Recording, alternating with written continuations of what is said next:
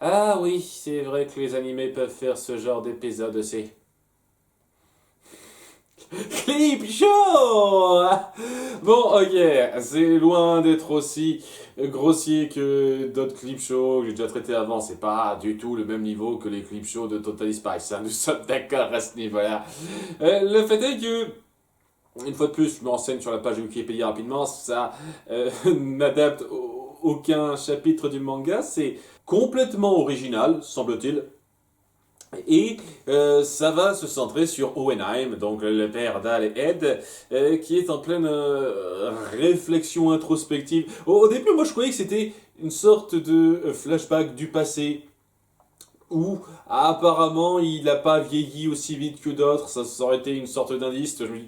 On le voit avec Pinako et Pinako jeune et très plutôt haute pour ce qu'on la voit plus tard. Un Pinako, pour ceux qui savent pas, parce que je me suis renseigné après coup, Pinako, oui, c'est la grand-mère de Winry. Et donc ouais, la grand-mère de Winry, elle est du genre assez rikiki. Et là, c'est une femme de taille normale, quoi.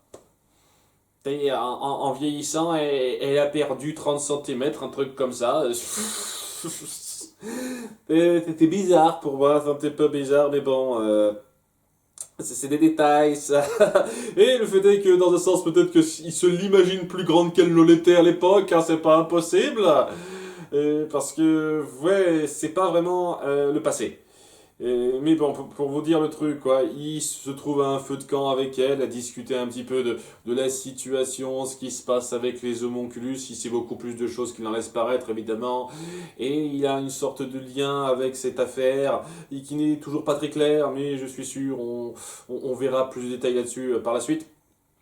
C'est intéressant dans l'idée, cette espèce d'introspection qu'on met en place. Parce que il y a une sorte de double personnalité en lui, de double considération, où peut-être que c'est différent, mais ouais, au début, ils discutent avec elle, ils sont devant un feu de camp, il y a des tonnes d'enfants qui dansent de joie, cette espèce d'insouciance de l'humanité qu'ils voient un peu là-dedans. Et il y a des réflexions bon, sur l'humanité, sur la complexité de l'histoire, et c'est des excuses un peu faciles pour nous balancer donc du gros clip show comme, comme vous avez compris, c'est-à-dire des gros flashbacks d'épisodes qu'on a eu avant sur la signification de Xerxès qu'il y avait avant, le combat contre les homonculus, le pouvoir en place qui dirige beaucoup de trucs, et la pugnacité des humains qui se battent, ce genre de trucs. Ça essaye de faire un peu dans le thématique à chaque fois, c'est pas finement amené à ce niveau-là.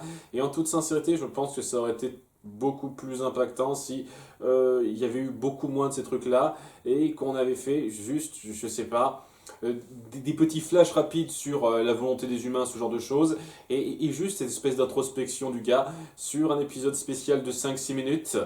Et à ce moment-là, je me suis dit, ok, c'est intéressant, parce que c'est pas mauvais du tout, hein, c'est le principe. Hein. Donc au début, comme je l'ai dit, je pensais que c'était le flashback, et lorsqu'on voit un second Owenheim parlait au premier. Je dis, est-ce qu'il a un frère jumeau? Est-ce que lui a su conserver un certain secret de jeunesse et son frère jumeau moins? Et donc son frère jumeau serait le père des homonculus? Ce serait ça? C'est la piste qui est venue en tête, mais il semble parler à la part d'ombre en lui-même ou un truc comme ça. Ou peut-être que c'est pas ça, parce qu'une fois de plus, lui, c'est toujours pas exactement qui c'est père. Donc peut-être que c'est un lien avec ça. De toute façon, on aura la réponse l'épisode suivant. Pour de vrai, ce coup-ci, je savais pas qu'on aurait l'épisode clip show parenthèse, hein, donc c'est pour ça que je dis ça. Et ouais, c'est ça en fait. Il y a ce gars qui vient un petit peu l'emmerder. Il y a Pinako qui vient un peu débattre avec lui, qui est une sorte de part de lumière de lui-même en fait. Il y a sa part d'ombre qui c'est un peu lui-même et Pinako qui est un peu sa part de lumière à un certain degré qui débattent un petit peu sur l'importance des humains, sur le fait qu'ils en vaillent la peine ou non, sur le fait qu'ils peuvent y arriver ou pas. Et ouais, le fatalisme contre l'espoir à un certain degré. Et il y a cette espèce de dualité à l'intérieur de l'esprit du gars sur le fait qu'il n'a pas totalement perdu espoir, même s'il est beaucoup moins dans cet état d'esprit maintenant qu'il a du vécu.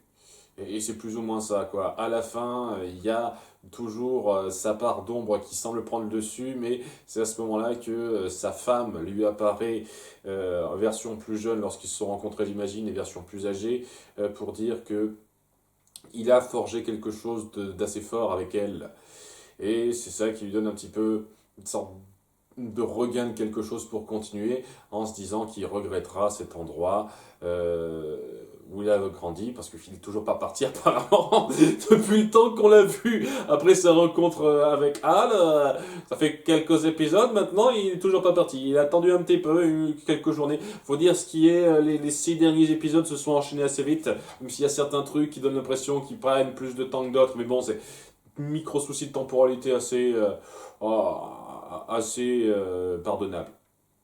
Et donc, ouais, c'est plus ou moins ça cet épisode, il n'y a pas grand chose à dire. Hein. C'est un épisode de 5 minutes, en gros de 5 minutes d'intérêt qui se penche sur la psyché du gars et sa considération sur les homonculus, le conflit en place et si l'être humain en vaut la peine et s'il peut y arriver. C'est pas mal du tout d'un point de vue psychologique pour appuyer le personnage et montrer que il n'est pas là pour, pour rien foutre et qu'il aura une importance notable à un moment donné dans l'histoire. Donc je suis pas contre ça. Je suis pas contre ça. Toute la partie clip show est pas fameuse mais elle fait son effet. J'ai le sentiment dans un sens que ça se veut vouloir faire le rattrapage pour le spectateur qui arriverait seulement maintenant parce que ça donne un peu cette impression que cet épisode 27 c'est le début d'une nouvelle saison entre guillemets de tous les 13 épisodes apparemment un truc comme ça. Oui, il y a un nouveau générique de début, un nouveau générique de fin, ça me semble, et il y a peut-être ce besoin, je pense qu'il y a eu une période importante entre le dernier épisode et celui-là, il y a peut-être ce besoin pour le spectateur de rattraper un petit peu les informations importantes. Donc dans un sens, ok, il y a pire dans l'idée, hein. Il y a de bons rappels sur les différentes choses qui se sont passées, les différents tenants et aboutissants, la partie sur Ishval, etc., etc., beaucoup de trucs. Ça fait passer acceptablement l'idée si on part du principe qu'il y a eu une phase importante entre l'épisode 26 et l'épisode 27. Surtout qu'il y a beaucoup de flashbacks sur les épisodes 25-26 justement, donc c'est quand même dingue de reprendre des extraits d'épisodes qui viennent juste de passer. Ça doit venir du fait que ça fait un petit moment qu'il n'y a pas eu d'épisode entre ces deux-là. C'est pour ça que c'est un peu bizarre, je trouve, la numérotation de certaines séries.